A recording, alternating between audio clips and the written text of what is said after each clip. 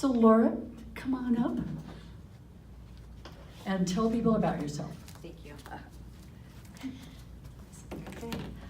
Hi, thank you guys for being here. I know it was very short notice for this program, but I really appreciate seeing all your smiley, friendly faces. I'm Lora Nastase, and I'm running for Sahuarita Town Council. I decided to run, I shared it a little bit earlier. I was selected because I'm a volunteer in the community to serve on a committee that chose the boundaries for a new elementary school in our town. I didn't realize how political it could be, deciding which children are going to which schools, but it was. So during that process, in an effort to help the people in our town understand how we are making the decisions, what input we are getting, and also to quell some rumors and untrue things that were being said in the community, I put my phone number out and I offered up to people. I'm on the committee and I'll answer any questions you have. I think it's really important for people to know, the truth, and have people, instead of giving them sort of the political responses or answers, just straight talk. I was surprised that 40 people reached out to me, either by private message on Facebook or text or phone calls, and not one of them actually lived in my community of Rancho Sahuarita. They lived in the outlying areas. And I learned two things from that. One, people really want to be heard. People felt like these decisions are being made about their children's schools and education without input from them. I had parents call very upset and emotional, and I was able to comfort them and just give them the respective listening for a while, and let them know that whatever happened, I was taking their input and I would share it with our group. The other thing I learned is our community is really divided. There definitely is a feeling of different pockets of interest. There's Rancho Sahuarita, there's Quail Creek, and there's everybody else. And I realized for our town to be successful, we really need to come together. We really need someone to unify our town, somebody who's going to represent all of those areas, and also someone who will be accountable and accessible, who will listen to the concerns of the citizens in our town. So that's why I decided to run.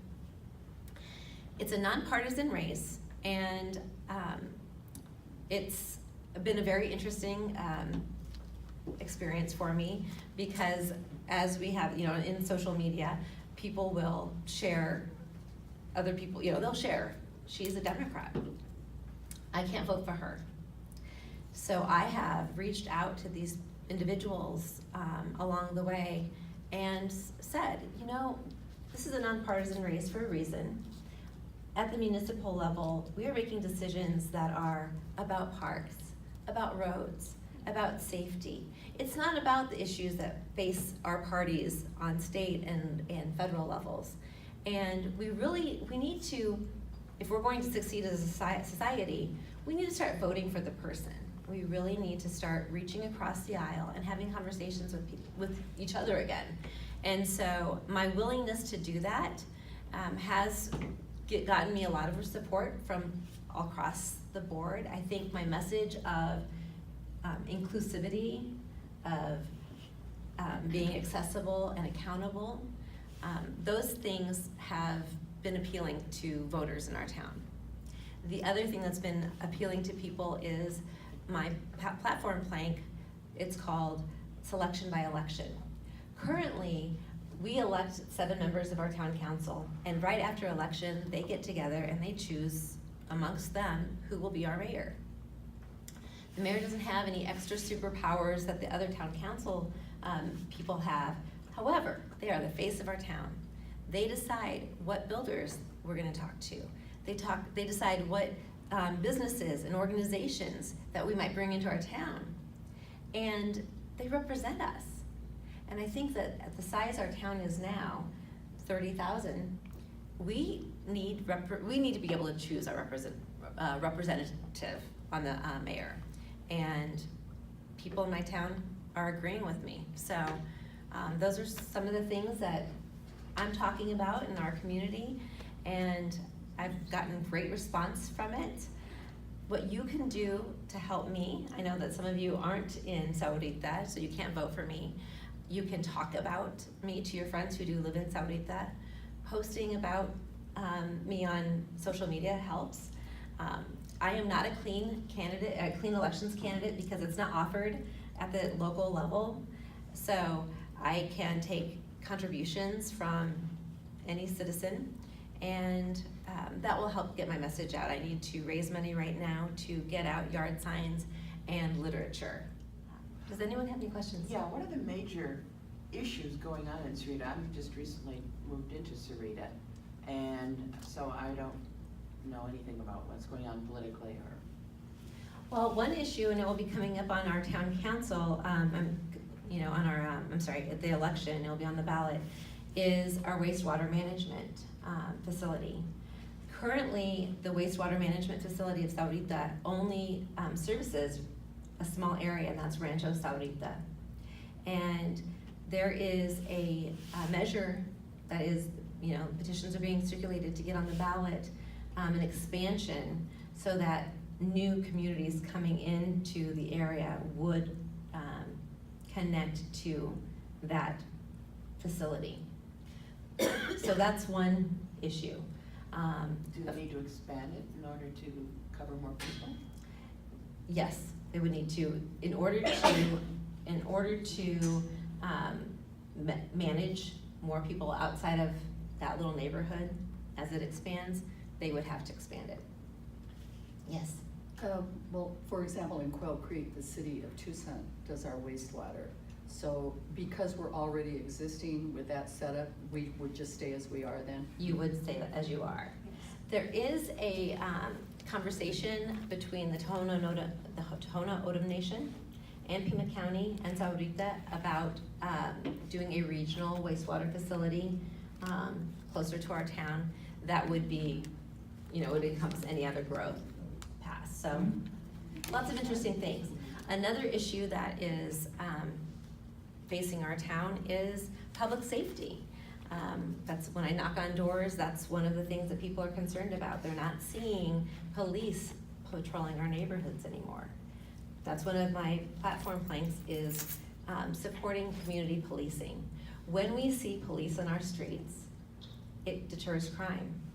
When our neighbors know who the police are who are patrolling our streets, that also deters crime, and it makes our police safer as well.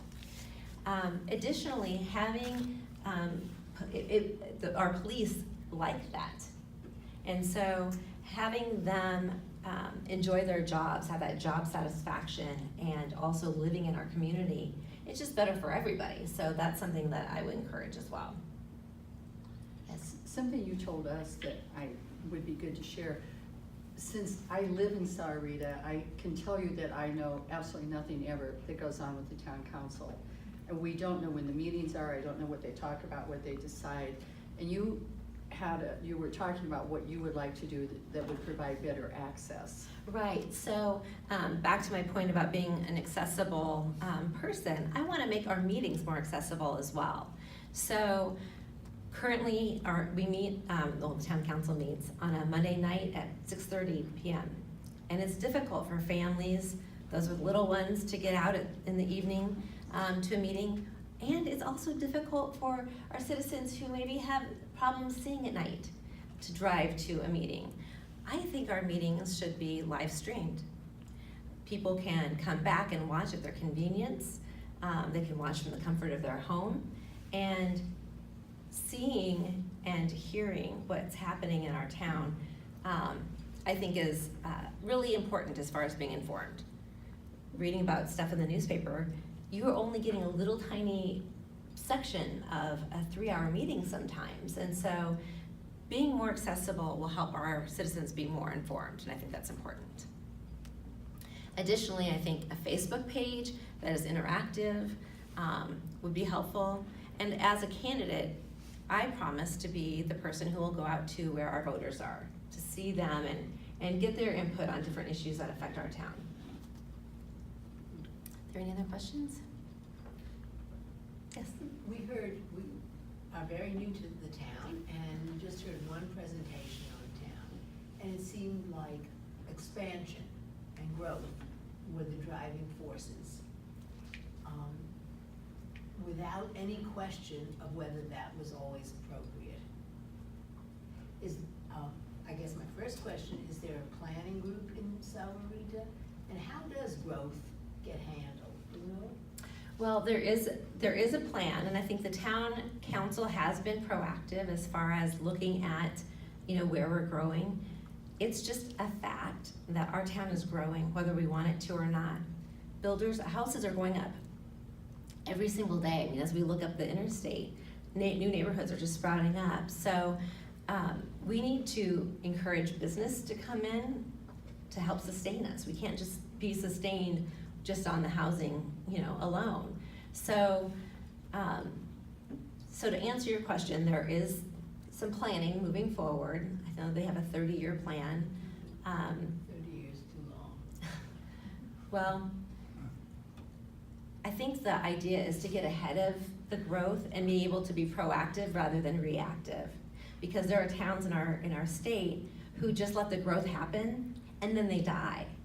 And so if we can be smart about how we let the growth come in and we're attracting the right kinds of companies and businesses, we can offer jobs to our citizens, we can get that tax base, and also bring in more people to help the other businesses in the vicinity.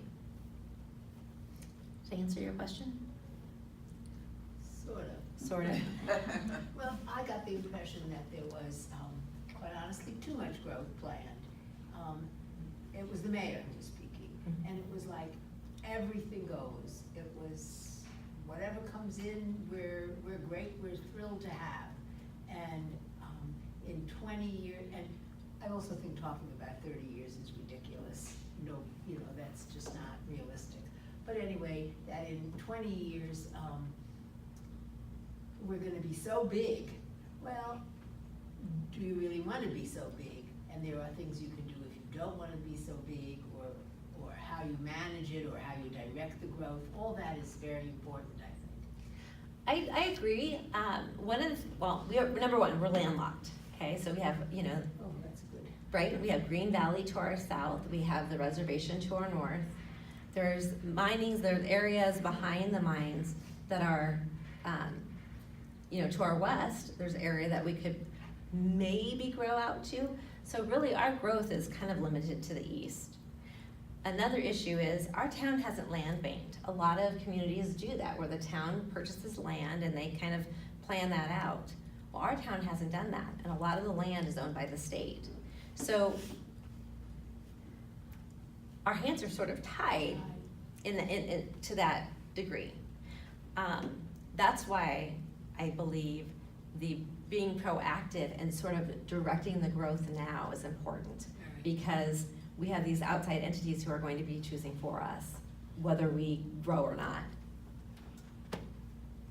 Yes? A couple of years ago, there actually was a planning effort taken in cooperation with the Waldens and FICO. Do you know about that plan? Yes, and the name escapes me, and that was part of the 30-year plan, am I correct? Yeah, it was really about the Santa Cruz, that was the development along the Santa Cruz, river. Right, which is also, it's a floodplain, and so there's that concern as well. So there's a lot that goes on into it. I know that, I wish I could remember the name of the plan, and I can get back to you, but. I testified for it in that room. Okay, all right. So we have, one of our community's largest employers, who's a great community partner. They are involved in the planning process. Town people, lots of stakeholders are involved in making those decisions.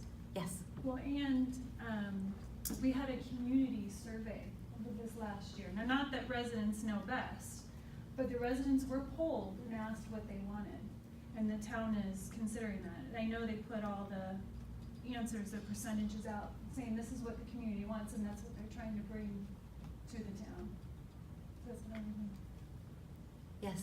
The article in the Green Valley paper about the hospital in Sahuarita, it was, several times they mentioned it was a surprise to people, it was a surprise to people. What can you say about that? It was a big surprise. It was announced at a town council meeting. I know that the town's council probably was aware of it, you know, prior to the rest of us. We knew that there was something going to be built that was going to be offering, you know, would be promising jobs that were, you know, higher wage jobs, and maybe more technical, but that's really all we knew. So, you know, there are pros and cons to it. We have a hospital down the road that's still fighting to get out of bankruptcy. At the same time, we have this very growing community where the median age is 37, and you know, to have a facility close by could also be beneficial. So, you know, if there was something that could be done cooperatively between the Green Valley Hospital and this new hospital that Northwest is bringing in, I think that would be beneficial to both communities. We are interdependent, and so having something that, you know, if one facility was taking care of some sorts of issues and then the other facility was dedicated to others, that might be a way that it could benefit both. Any other questions? Okay. All right, thank you